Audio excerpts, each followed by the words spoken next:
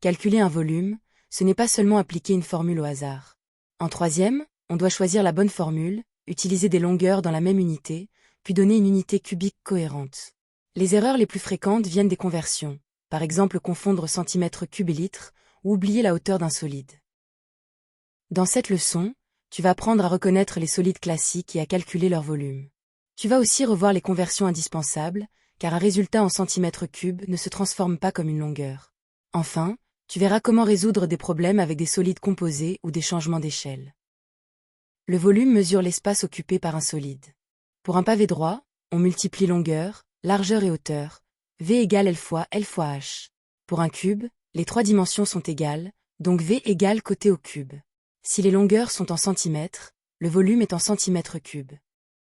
Pour un prisme droit ou un cylindre, la méthode est la même. On calcule l'aire de la base, puis on multiplie par la hauteur. On écrit donc V égale aire de la base fois hauteur. Pour un cylindre de rayon R, l'aire de la base est R, donc le volume vaut RH. Les pyramides et les cônes ont une pointe. Leur volume est 3 fois plus petit que celui du prisme ou du cylindre ayant la même base et la même hauteur. On utilise donc V égale R de la base fois hauteur, divisé par 3. Pour une boule, la formule est V égale 4/3 de R au cube. Pour réussir un exercice de volume, commence par identifier le solide, pavé, cylindre, cône, boule ou solide composé. Ensuite, repère les dimensions utiles et mets-les dans la même unité. Puis applique la formule avec des parenthèses si besoin. Enfin, arrondis seulement à la fin et écris l'unité cubique correcte. Prenons un pavé droit de longueur 8 cm, de largeur 5 cm et de hauteur 3 cm.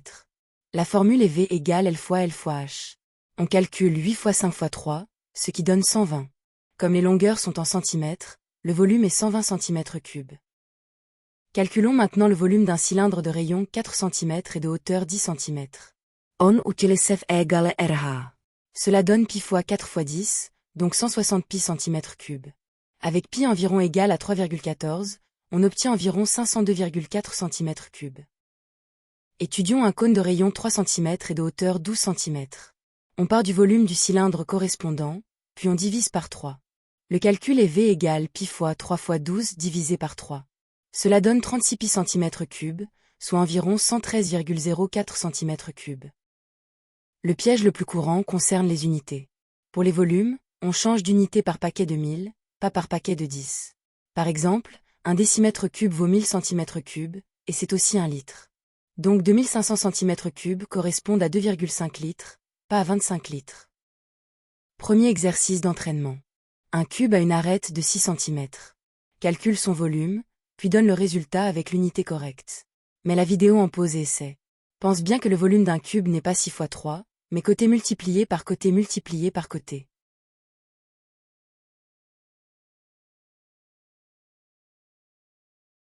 Correction.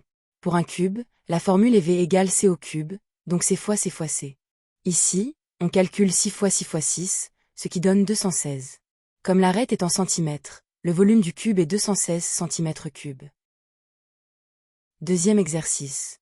Une piscine rectangulaire mesure 4 mètres de long, 2,5 mètres de large et 1,2 mètres de profondeur.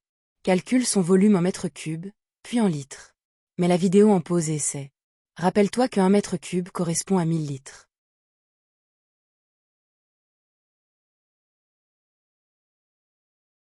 Correction.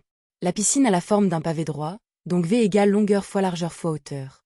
On calcule 4 fois 2,5 fois 1,2. D'abord 4 fois 2,5 égale 10, puis 10 fois 1,2 égale 12.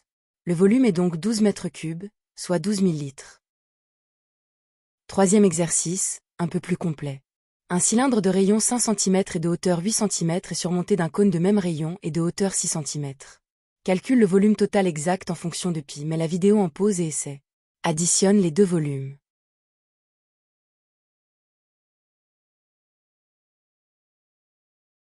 Correction. Le volume du cylindre vaut pi fois 5 fois 8, donc 200 pi cm3. Le volume du cône vaut pi fois 5 fois 6 divisé par 3, donc 50 pi cm3. Le solide total a donc un volume de 200 pi plus 50 pi, c'est-à-dire 250 pi cm3. À retenir. Un volume se calcule toujours avec une formule adaptée au solide. Les prismes et cylindres utilisent aire de base fois hauteur, tandis que pyramide et cône se divisent par 3. Les conversions de volume se font par 1000 entre unités voisines. Et surtout, on garde les unités cohérentes du début à la fin. Tu sais maintenant calculer les volumes les plus importants du programme de troisième, avec les bonnes formules et les bonnes unités. Pour t'entraîner davantage, télécharge la fiche d'exercice corrigée gratuite sur math-college.fr. Refais les exercices sans regarder la correction, puis vérifie chaque étape.